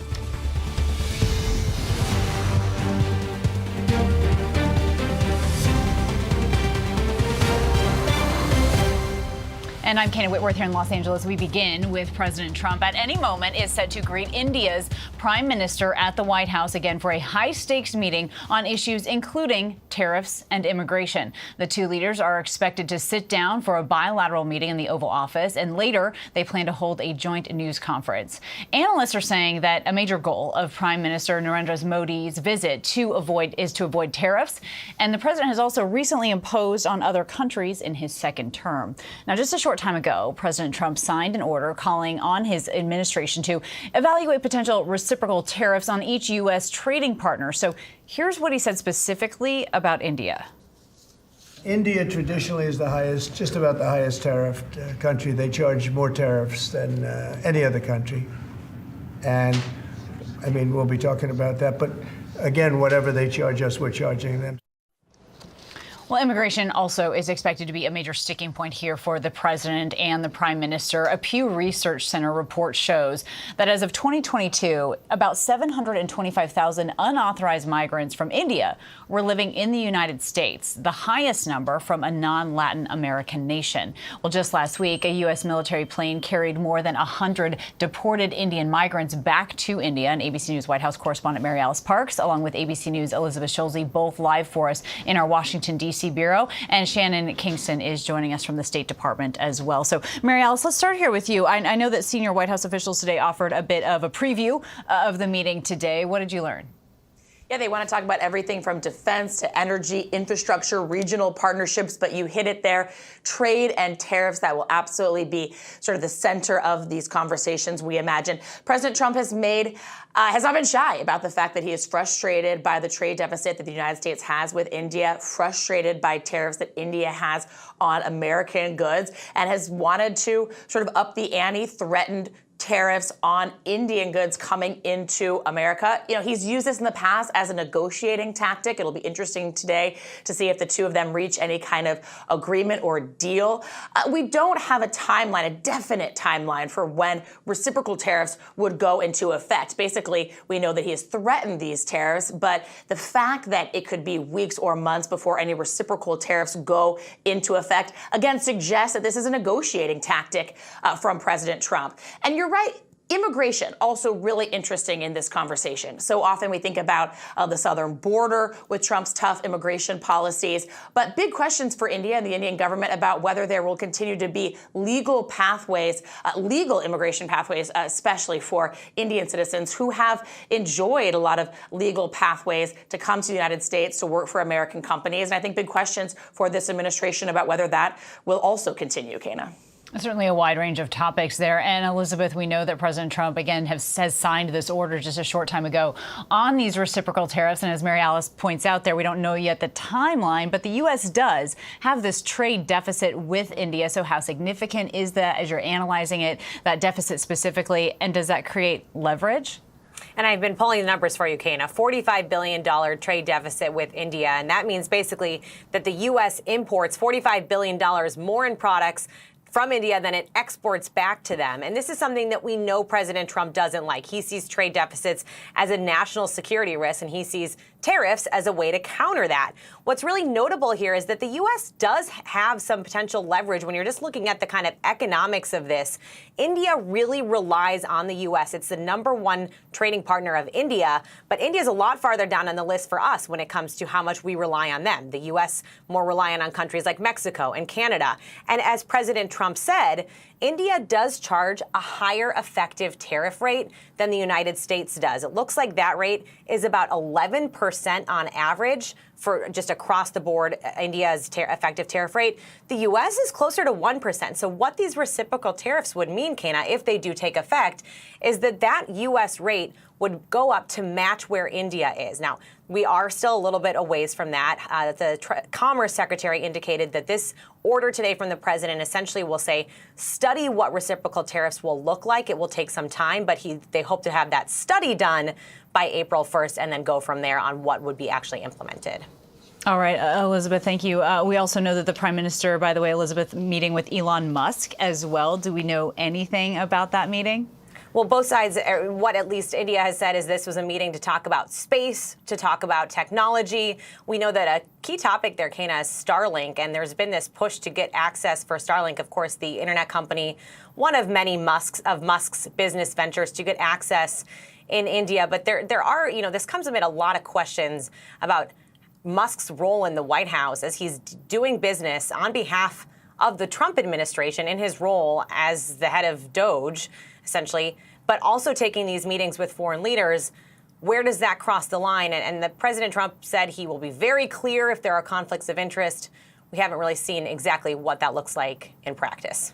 Interesting. All right, Elizabeth, thank you. And Shannon, look, we were talking a lot here about money, about trade deficits, but also we know that there are security interests, regional interests, especially when it comes to India. So what's at stake there? Right, Kana. I think if you were trying to come up with a meeting that really sums up the Trump administration's foreign policy, you could do a lot worse than this one with Prime Minister Modi. And that's because even though there's strong support on both sides of the aisle for India, and even though Trump and Modi have a very close personal relationship, there's this overwhelming feeling within the administration that India is ripping off the U.S. But to really win the day here, the White House is going to have to look at the big picture. And like so much in the Indo-Pacific these days, it really all does come back to Beijing.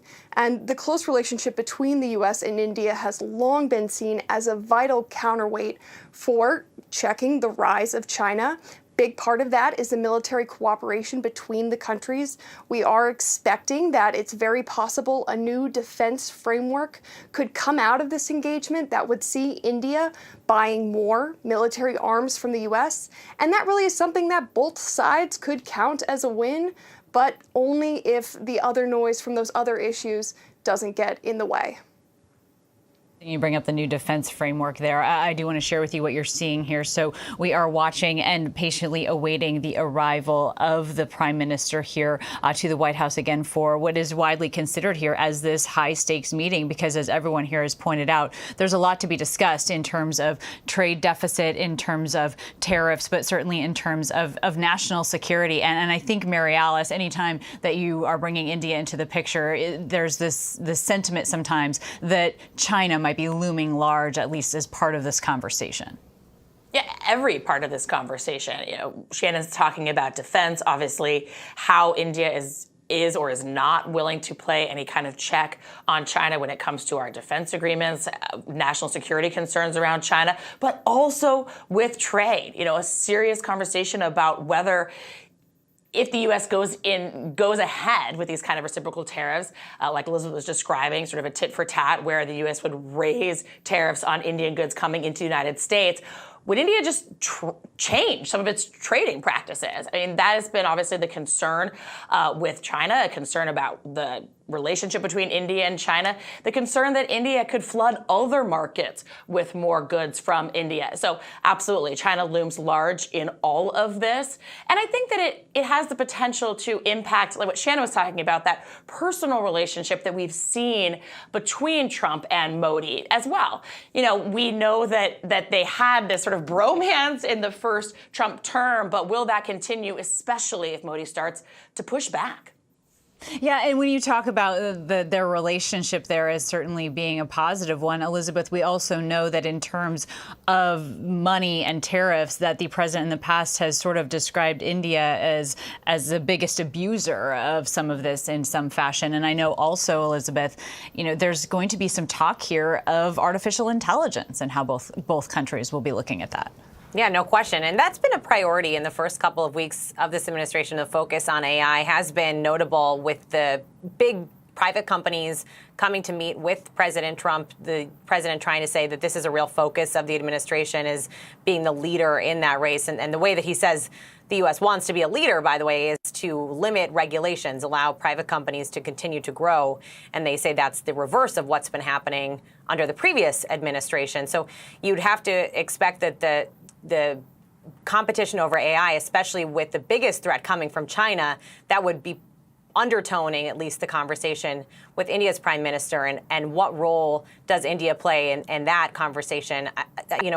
Kana, we did actually hear TikTok come up earlier in the Oval Office press conference, I guess Trump called it, where someone asked Is there a sale going on there? What's the latest when it comes to those concerns? And President Trump basically said, there's a lot of buyers out there. We're still working on this.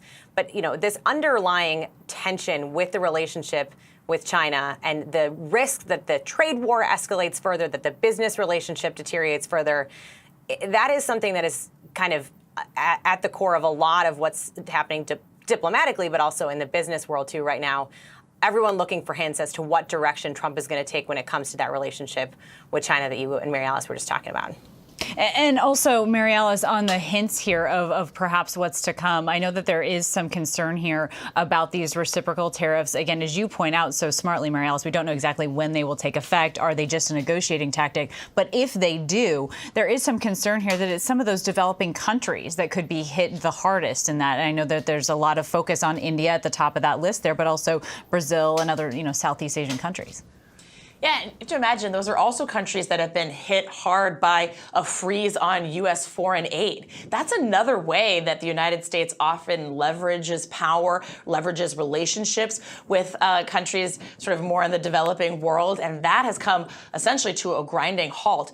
We've heard even this president talk about leveraging aid as a negotiating tool, but if that is off the table as a negotiating tool, and now some of those countries might, in theory, be having to sort of navigate new tariffs to bring in their goods to the United States, American sort of importers having to grapple with whether it's worth paying some of the prices to bring in those foreign goods.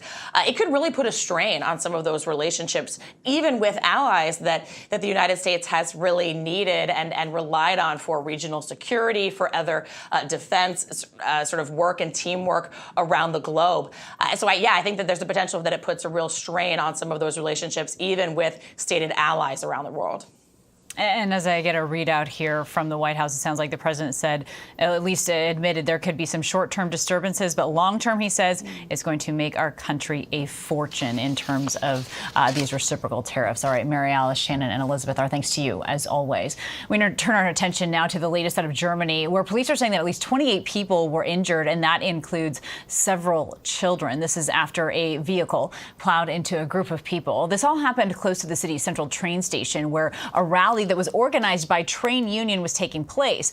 Well, German authorities are treating this incident as, quote, suspected attack. Police say that the driver was detained at the scene and is believed to be a 24-year-old Afghan asylum seeker who acted alone. ABC News foreign correspondent Tom Sufi-Burge is joining me now from Munich with more on this. Tom, thanks for being here with us. So first of all, have authorities said anything about any other details, not only about the suspect, but I think there's a lot of questions about the possible motive here as well.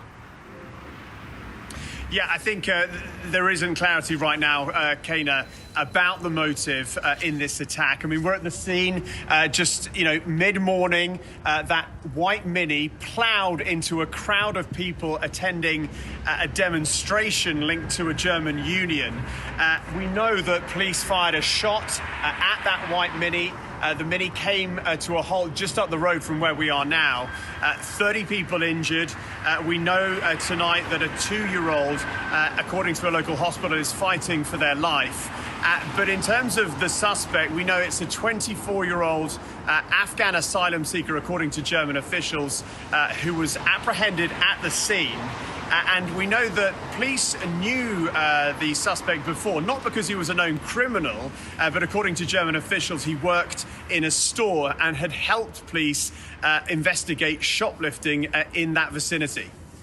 Oh, that is really interesting. So they are aware of this man. But also, Tom, we know that Vice President J.D. Vance and other world leaders are in Munich for a major security conference. Any rising security concerns now? Look, there is a very, very heightened security in Munich right now because of the Munich Security Conference. J.D. Vance, as you say, Marco Rubio. We saw other aircraft at Munich Airport when we came in just a short while ago relating to governments. There's a lot of VIPs in this city. And there's no connection at the moment. There's nothing to suggest that this attack, this horrific attack earlier today on the road behind me is in any way linked to that security conference. But there is a very, very heavy police presence in Munich tonight. Kana? All right, Tom Sufi-Burge there in Munich. Thank you for being here with us. Coming up next here on ABC News Live, RFK Jr. sworn in as Secretary of Health and Human Services. His plan to oversee the nation's healthcare system when we come back.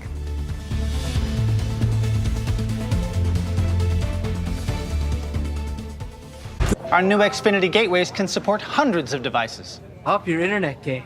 Am I right? I'm over here. Switch to fast, reliable Xfinity internet and power all your devices, even when everyone's online. Xfinity, bring on the good stuff. See you later, Mr. Lee. Hi, Zoe. How can I help you today? Do you know if there's a less expensive option for my new Medicare prescription? Medicare? Really? I might have to see some ID, Mr. Lee. Here, let me check on that for you. Okay, so I'll give your doctor's office a call and then This is not just help with a Medicare prescription. Thank you, Zoe. Anytime. Bye. This is the human kind of help. Walgreens.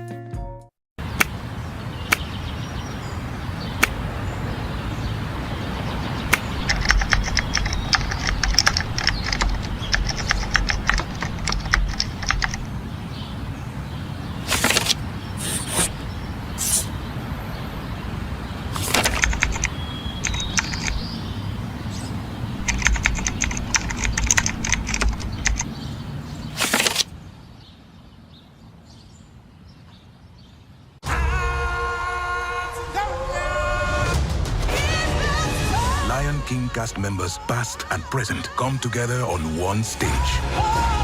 The Lion King at the Hollywood Bowl, now streaming only on Disney+. They're violent criminals, so they're not going to go down easy. Let's get this done. Being a cop is stressful. 24/7. Every year on the job is different. You never really stop being a rookie. Because if we lose control, bad things happen. Work smarter, not harder.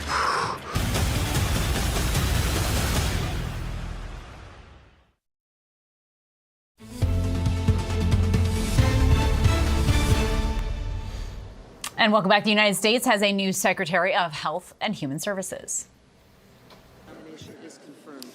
On this vote, the yeas are 52, the nays are 48. The confirmation is confirmed. Robert F. Kennedy Jr., the controversial Trump pick who has repeatedly called for more transparency in vaccines, was officially sworn in moments ago after being approved by the Senate this morning without the support of a single Democrat. And the only Republican to vote against the nomination was Mitch McConnell, the former Republican leader and survivor of polio, releasing a statement saying, quote, "I will not condone the relitigation of proven cures." Among Trump's other nominees, the Senate Judiciary Committee voting to advance Kash Patel's nomination as FBI director to the full Senate. Also, Linda McMahon, Trump's pick for Secretary of Education, sat for her confirmation hearing on Capitol Hill this morning, where she sparred with lawmakers over the president's plan to shutter the department that Trump has called a con job.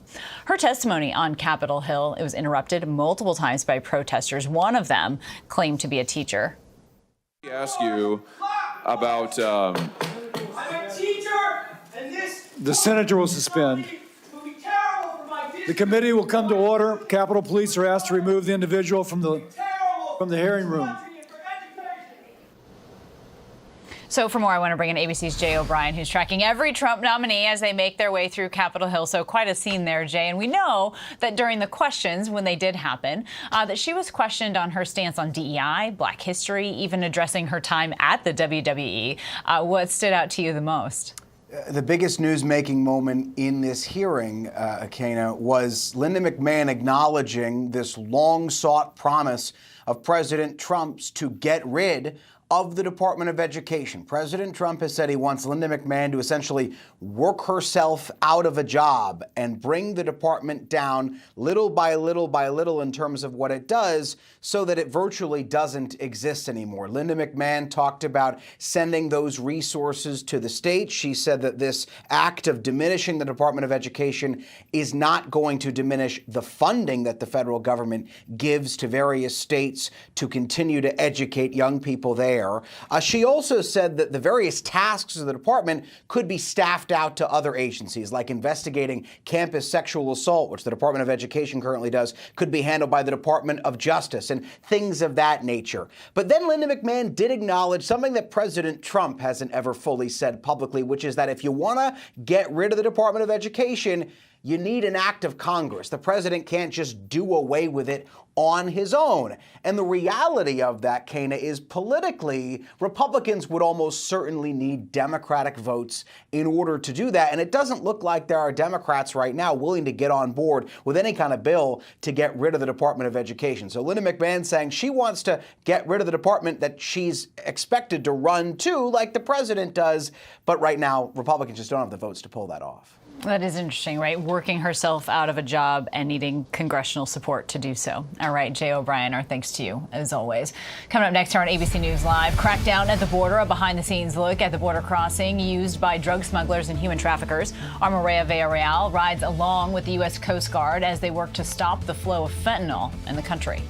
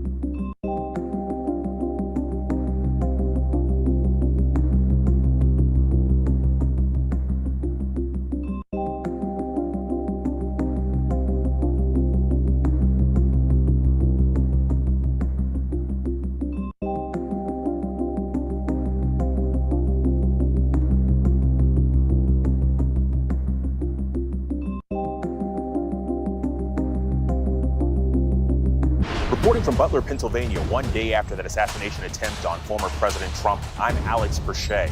Wherever the story is, we'll take you there. You're streaming ABC News Live.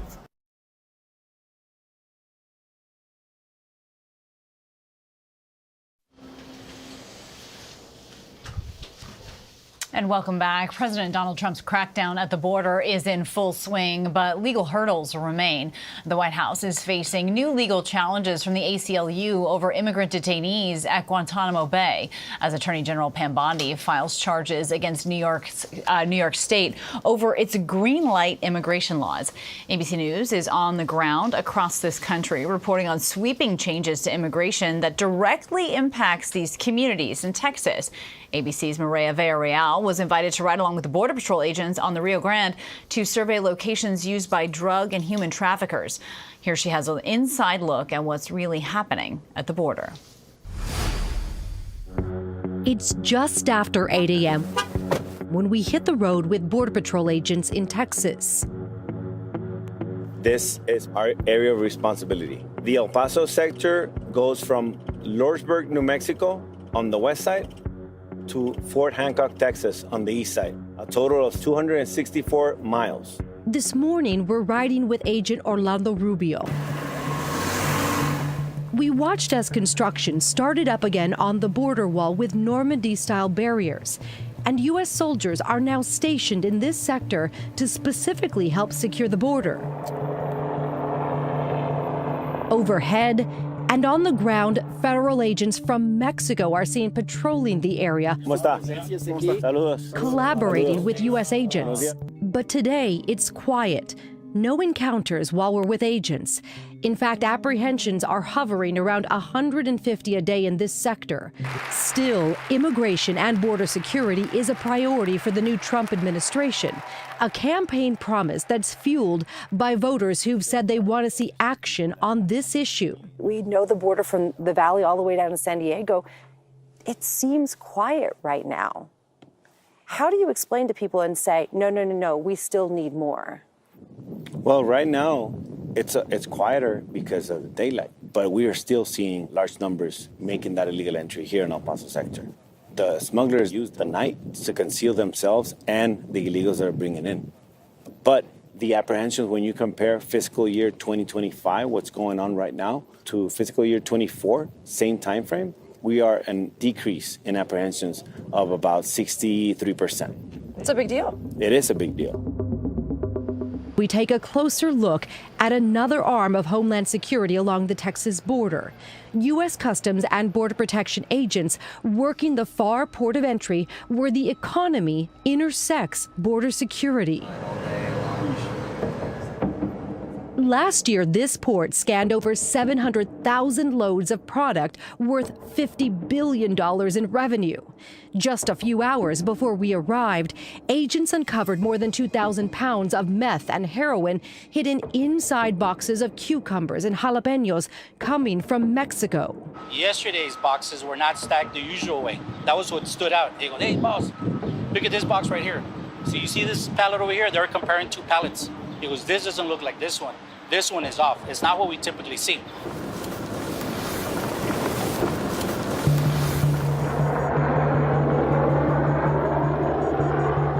This is what the southwest border looks like today. More secure and manageable. Some believe it was heading in that direction before President Trump took office. And many critics of the new administration's strategy on immigration question what will happen if Congress doesn't act soon, if funding to sustain all of this doesn't come through. And our thanks to Maria Villarreal for that reporting. As you know from watching us, the news never stops. You can find us anywhere you stream live news. And if you're on the go, we are on the ABC News app and abcnews.com as well. I'm Kana Whitworth. Thank you for streaming with us. There's more news straight ahead, so stay with us.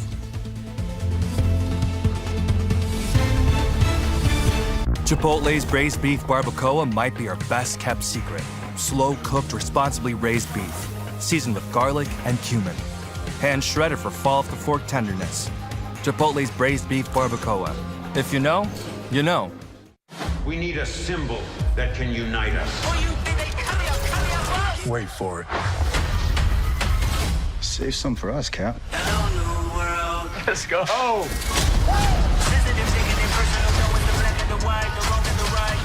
Captain America, caught in a trap. You want me? Come and get me! Captain America, Brave New World. Rated PG-13. Get tickets now.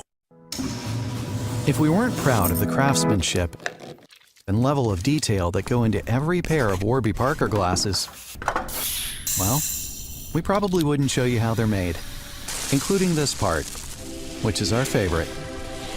Wow. And this is also great. For every pair of glasses or sunglasses sold, a pair of glasses is distributed to someone in need. Try 5 pairs for free at warbyparker.com. It's Special Agent Will Trent.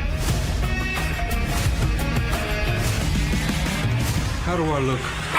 Thanks, girl. First case back. We're gonna solve this. People do not know how to date. That's why they come to us.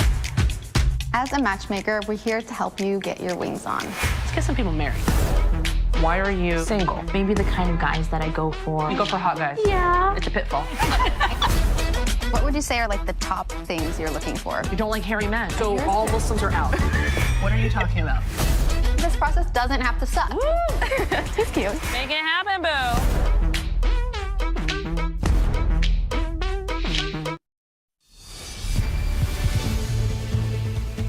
Our top headlines on ABC News Live. President Donald Trump welcomes India's prime minister to the White House. This high-stakes meeting as Donald Trump orders new tariffs on foreign trade.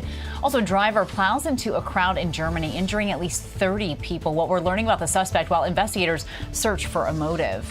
Also, a ride-along in El Paso. We're on the front lines at the southern border for an inside look at Trump's crackdown on immigration. ABC News Live reports starts right now.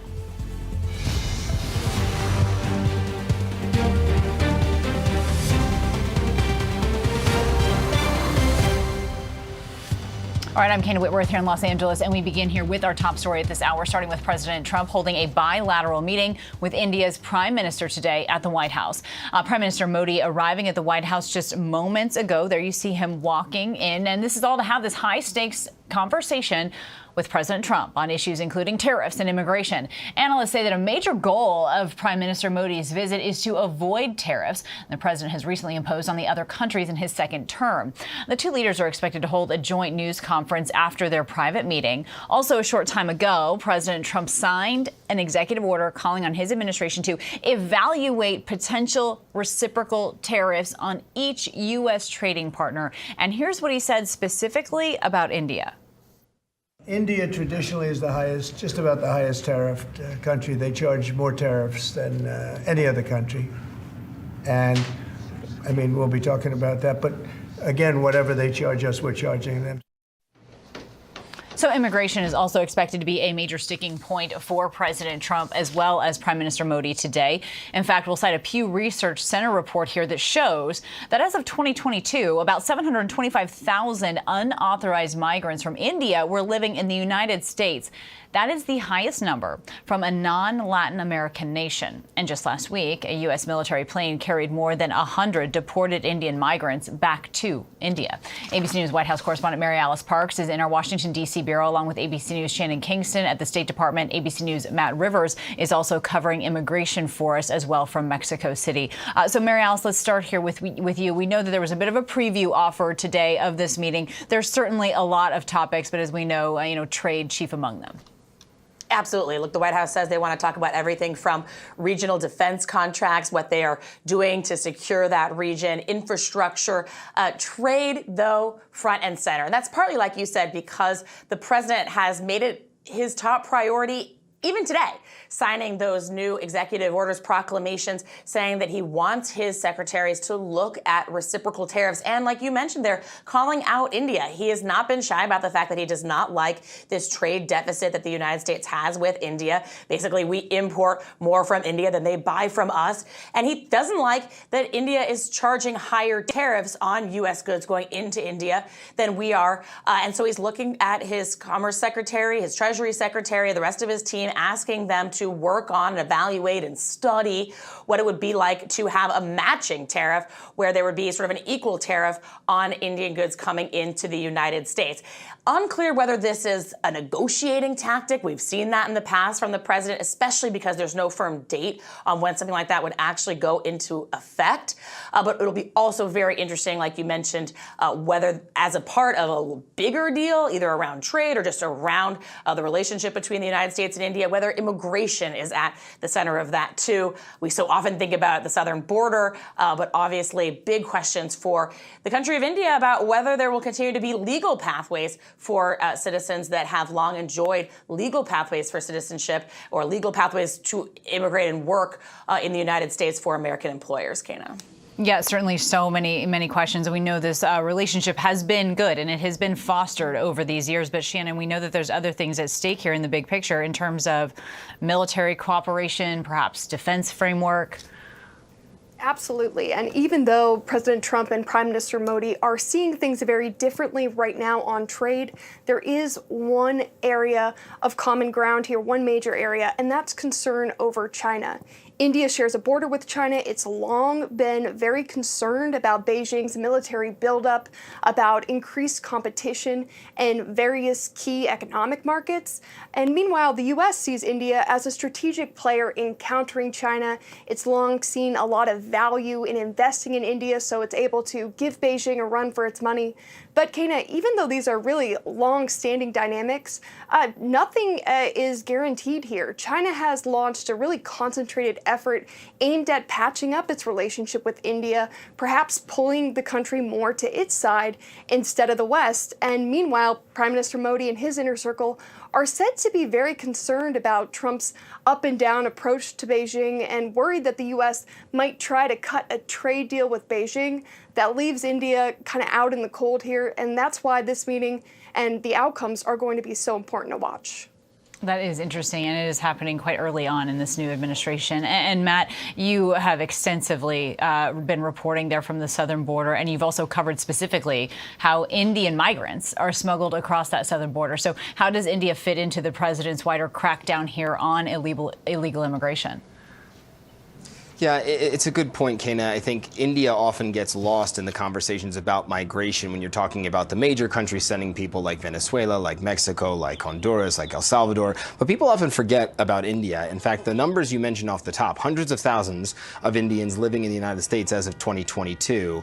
Well, that number has only gone up because more than 100,000 Indians were detained by Border Patrol at the southern and northern borders since 2022. So it is a steady flow of migration, and certainly one that the Trump administration will be paying attention to. I think what you can see, or what you would expect from Modi's visit here, is India trying to stay out of the Trump administration's crosshairs when it comes to migration. They've seen the battles that the Trump administration has been willing to fight with Mexico, with Colombia, with other countries in Latin America. They don't want that. They know that the relationship between the United States and India has so many other facets that they'd rather be dealing with, rather than having to deal with punitive measures taken by the United States against India for a lack of control over those migration flows.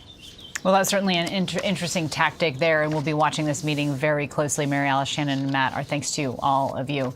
Now to the administration's effort to dismantle the U.S. Agency for International Development. A federal judge has extended this temporary pause on the administration's plan to put thousands of U.S. aid workers on leave until next Friday, when he considers a lawsuit by government employee unions. Now, in the meantime, it's a major victory for the Trump administration because a federal judge is clearing the way here for the buyout offer to more than 2 million federal workers, and so far, more than 70,000 federal workers have opted in.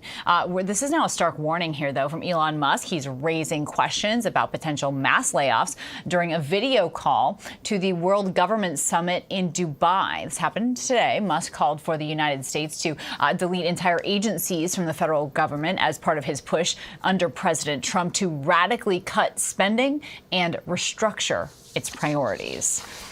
Well, as many of you know, coast to coast, these winter storms are causing problems across this country. At least 30 states are under storm alerts, from California all the way to Maine. So there's piles of snow that have been dumped in the plains in the Midwest, and then residents are now preparing for another storm to move in this weekend. And then on the southern end of the storm, at least 2 tornadoes have been reported in Alabama and Mississippi. This was Wednesday, and the winds gusted nearly 60 miles an hour.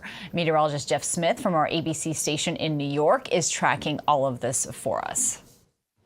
And Kana, the active weather pattern continues. We have a powerhouse storm that's been slamming onto the California coast. A lot of rainfall this morning near San Francisco, and that rainfall